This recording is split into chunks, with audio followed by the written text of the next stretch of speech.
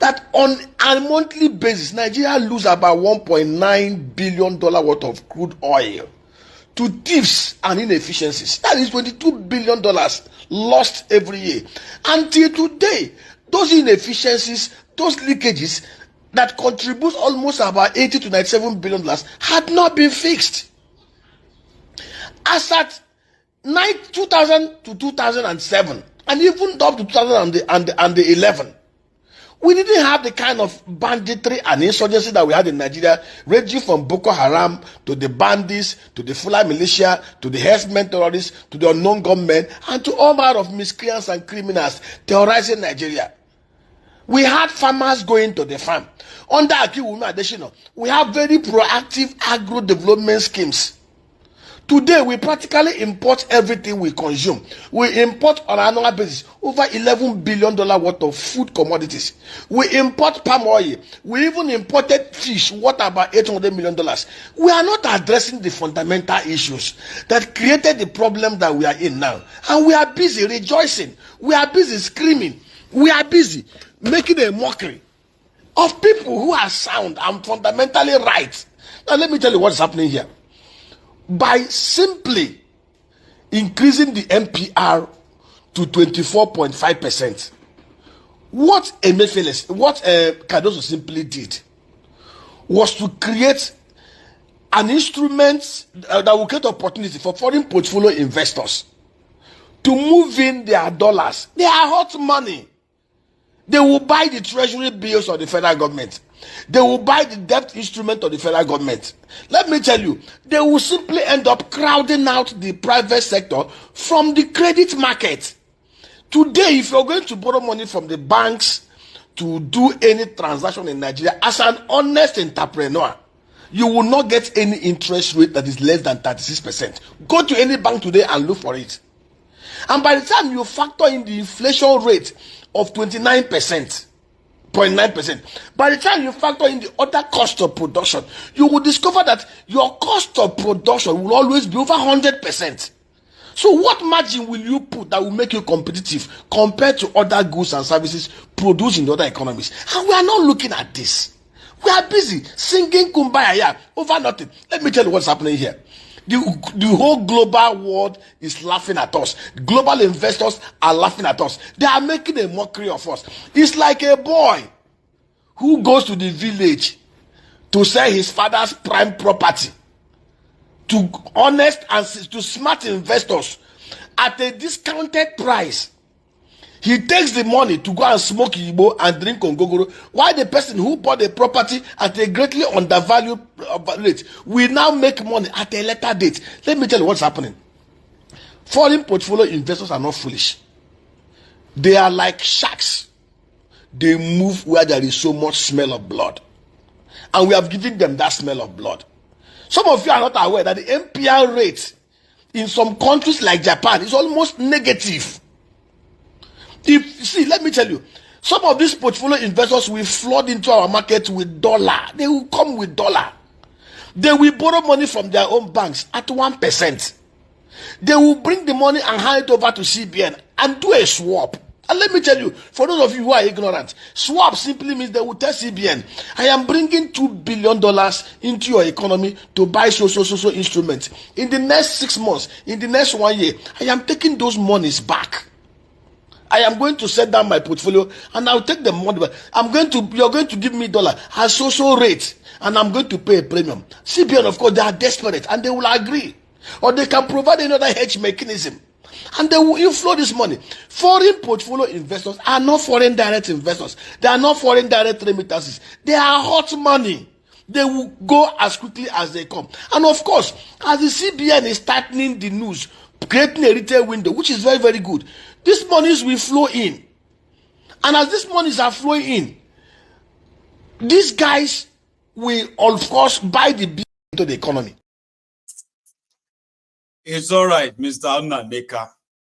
Some of my people, they will believe that he's talking too much, but I like it. I like that talk too much in this sense, so that when in another few months, a lot of you wouldn't listen.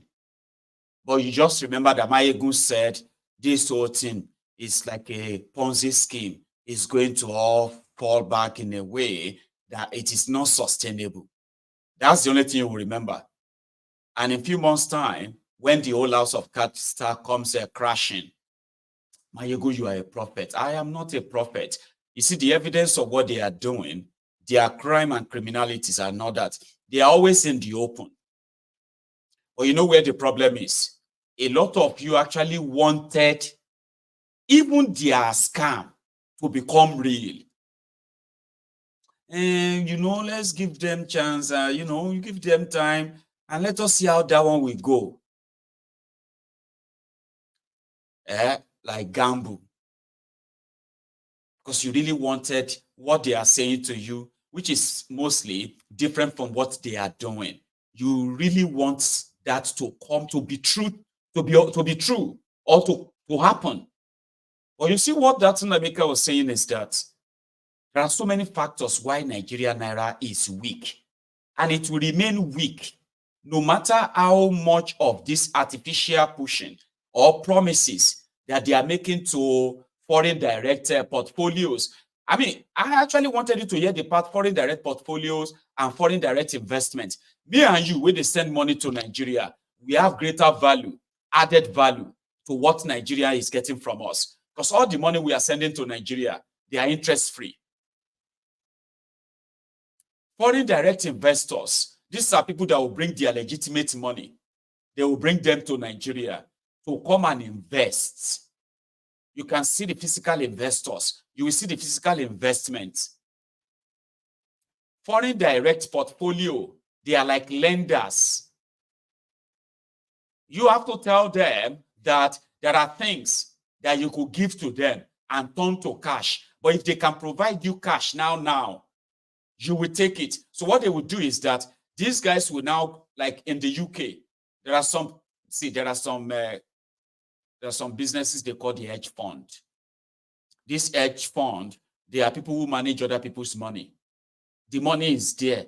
I could be a hedge fund manager, and my entire fund could be up to, let's say, $10 billion. It's not my money. It's people's money. Okay? But I am to find investment for them. Any country, anywhere, anything that can turn to money, I have to look for that. And it has to be like in a short-term basis, like 3 months, 6 months, kind of. So when countries write out treasury bills, okay, and say, oh, this treasury bill or this so and so is $100,000 or $1 million, but it is attached to so amount of crude oil. We'll give you so amount of crude oil that will turn to cash for you if you can give us $1 billion, or if you can give us 500 million. Look for the buyer, look for this, and we'll sign all the papers. So now I can take out this money, even if I have to kind of borrow money for that investment. I can go and borrow money at interest rate of 1.5%, 2% interest rate in the UK. Once the bank gives me the money, I will just call the Central Bank of Nigeria and take a look at all of the bloody tasty offers they have, all of the resources of Nigeria that can be traded off, and which of them I think is more lucrative. I will tell them, we will put $100 million into that, or we'll put $10 million into that. And in 6 months' time, we are going to get 800 million worth of a return. That's going to be like about 700 million profits. That kind of a thing is what Cardoso Kadibi is announcing to people, that they have gotten 1.5 billion in the last 1 month, he said. So that 1.5 billion is not foreign direct investment. That 1.5 billion is not remittances. They also got 1.8 billion from the diaspora remittances.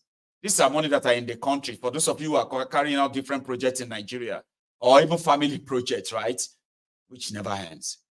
All this money, Kadobi said they got in January and February, they got 1.8 billion from us. So there are other money. So it's pretty much about money coming in But there are other factors that make Nigeria Naira weak. They are not doing anything about that, or they have no idea of what to do. Nigeria's crude oil has been stolen. The money from it, nobody can account for it. Nigeria crude oil. Nigeria's manufacturing sector, dead. Nigeria exports, dead. Because Nigeria still have anti-export laws, kind of, right? So all of these are supposed factors that could help Nigeria end forex, even not just from oil. Then locally as well, the insecurity, which has also further destroyed the agricultural sector in Nigeria. And it remains so, except for the mouth they are making, okay? The insecurity, the terrorism continue to gain ground, just as it is an industry. All of these are factors that, even if they tell you, by the grace of God, Baba, people pointing this out to let you know that it is not the grace of God that will fix your economy. When the rogues are doing everything to continue to destroy that economy because it benefits them, you don't join them and begin to shout by the grace of God, it will work. Finish your statement, Sir Emeka, because I actually want to have it all on record. Indirect remittances, they are hot money. They will go as quickly as they come. And of course, as the CBN is tightening the news, creating a retail window, which is very, very good, these monies will flow in. And as these monies are flowing in, these guys will, of course, buy the bills and wait. After 180 days, after 270 days, they will call back their money. Let me tell you, in the balance sheet, in any accounting entry, there's always a credit and debit entry. When they give this, they are lending money to the federal government of Nigeria, if you don't know. When they buy your treasury bills, they are lending money to the central bank. When they buy your bonds, they are lending money to the federal government of Nigeria, to the DMO. So when you receive that dollar comes into our position as part of our reserve. But it's an incumbent reserve because there is a negative leg to it. We borrowed money from them. We don't seem to understand this. People are laughing. People that met Naira at 199 took it to 1,900. And today they are doing all yo games. There is nothing fun. They are not addressing the fundamentals. They are not addressing quickly how we can ramp up the crude oil output to at least 2.5 million barrels a day. They are not addressing the fundamentals, how we can quickly address the issues of insecurity in Nigeria through very sustained measures. We've given them proposals. The president of Nigeria even mentioned about recruiting 50 million youths. Mr. President, you don't need to recruit 50 million youths. Addressing security to be able to ensure full security and full sufficiency for Nigerians. Nigeria has 8,809 electoral wards. Recruit 900 youths from every electoral ward. Let these 100 youths be selected by their fathers and their mothers, not by politicians. Every community knows the good, the bad, and ugly. They will pick 100 of their honest youths. Let them be part of the military high command. You can call them the military rangers. Train them in the military, in military schools. Post them back to their community. Give them AK-47, AK-49. Provide each of these 100 foot soldiers in every electoral ward, in every local government. Give them 4 armored personnel carriers and armored mounted trucks with machine gun. Provide drones. Pay them good monies, 150k each of them. Provide them with life insurance cover of 20 million naira. Give them health insurance cover. Post them back to their communities. And in 6 months, they will go into the bushes and clear all the bandits, all the criminals that have been terrorizing Nigeria. If we have 800,000 new military men, specially trained under this creative arrangement, and post them back to their communities, where they will be trusted by their own people to provide intelligence to them, I tell you, in 6 months, most of these bandits who can walk into communities and kidnap 280 children will be cleaned out of the system. And farmers will go back to work and farm and produce goods. Entrepreneurs will go to work and make money and create services. The roads will be so free. People can move from Urumokuru to Pambegwa through the night because there is 24/7 security. These are the fundamental issues we should be addressing. That the CBN moved the MPR rate to 24.75%, and the foreign portfolio investors are inflowing dollar, and then we are having excess supply of the dollar based on this hot money, which will soon go back. It's not the issue. What we are practically doing. And we are competing with armed robbers and the bandits to recruit from the youths who are unemployed. 33% unemployed.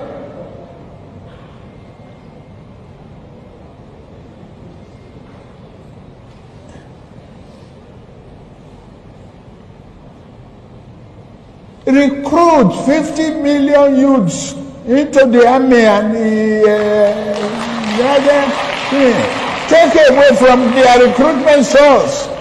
What they will eat? Cassava, àgbàdo, corn in the morning, yam in the afternoon. It's growing here. You create demand and consumption.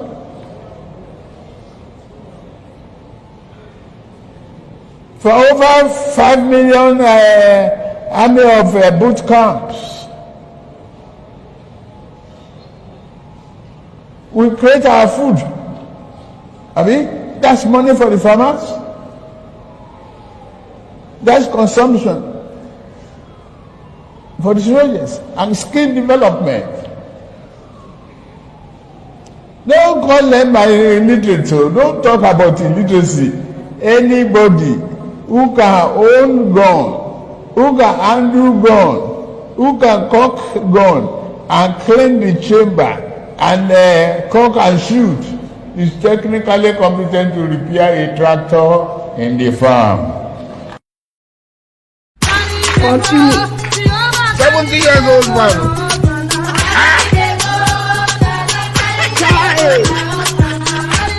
Is that you? Jesus is Lord. Is that you? So the Nigerian government under Tifnumbu that gave you 5 billion naira for student loan has now decided to subsidize those who are going to Hajj with 90 billion naira. The Kano state government will support them with 2 billion. And Bauchi government will support them with 2.1 billion. Zapara is promising at least 1.2 billion. Remember that they said Nigeria will be spending about 785 billion naira going to Hajj this year. And a lot of people can't really afford it. I'm talking about people who paid 5 million naira. Now they are being told they will need to actually pay more. I think they were even asking them to pay another 3 million or 3.5 million if they still want to go to Mecca. And some actually screamed out that the government should support them. The government should come and help them. Now, Nigeria will be handing, nearly, put it this way, nearly $1 billion. I don't know how much of it is going to the Saudis' purse, but that's how much people pay for religion from the poorest countries, supposedly, where the poorest people on earth lives. And I have told you this before. There are people who want to go and serve their God, or how you serve your God is totally yours. And it should be respected as long as the public money will never be used to help you serve your God. It is not the first time. So don't make it look like we are angry. I'm not angry, Emike. Look on me. I am not angry. I am just pointing this out to you. That if you do not have money to go and worship Allah in Mecca, then maybe you shouldn't be going. But politicians in Nigeria have institutionalized that, and they institutionalized it simply because religion is one of the controlling tools they use in Nigeria. I mean, they will kill people because of Allah in Nigeria. They have killed people because of Muhammad in Nigeria. So it's a place that it is so strange and ridiculous too. You want to go and serve Allah, save your money and go. Why do you have to use the public fund for that? Why? Because it is also an avenue for them to steal money in the name of Allah. Stealing public fund is not haram. All right? And if you want to loot money in the name of Allah, even those gullible idiots that are parading themselves as Muslim. I'm a Muslim, you don't insult Muslim. It is not haram to loot public fund in the name of those of you who want to go and serve Allah, or those of you who want to go and serve Jesus in Jerusalem. Why use public fund? I could get mad with that, and I will be right. So the contraption called Nigeria, that would spend 5 billion for student scholarship or student loan for 200 million people, would then spend over 400 billion naira. Because what they are saying now is that the government should subsidize the Hajj for this year by 50%.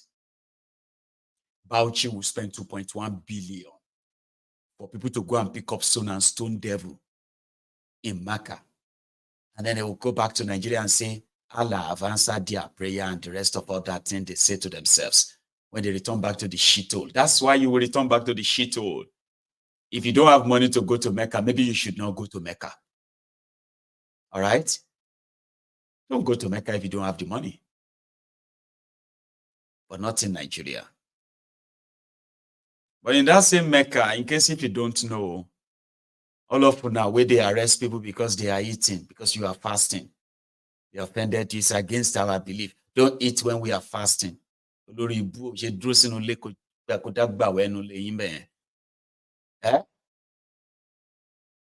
One Nigeria, one fraudgeria, Nigeria. They will tell us if you are going to northern Nigeria, you need to be very careful. You know that they are Islamic there. You need to cover your body. You need to shake it. You cannot sell alcohol. You cannot buy alcohol. You cannot blah, blah, blah, blah, blah. I want we read drug addict. The region of a drug addict, where, including housewives, you go see housewife who is a drug addict.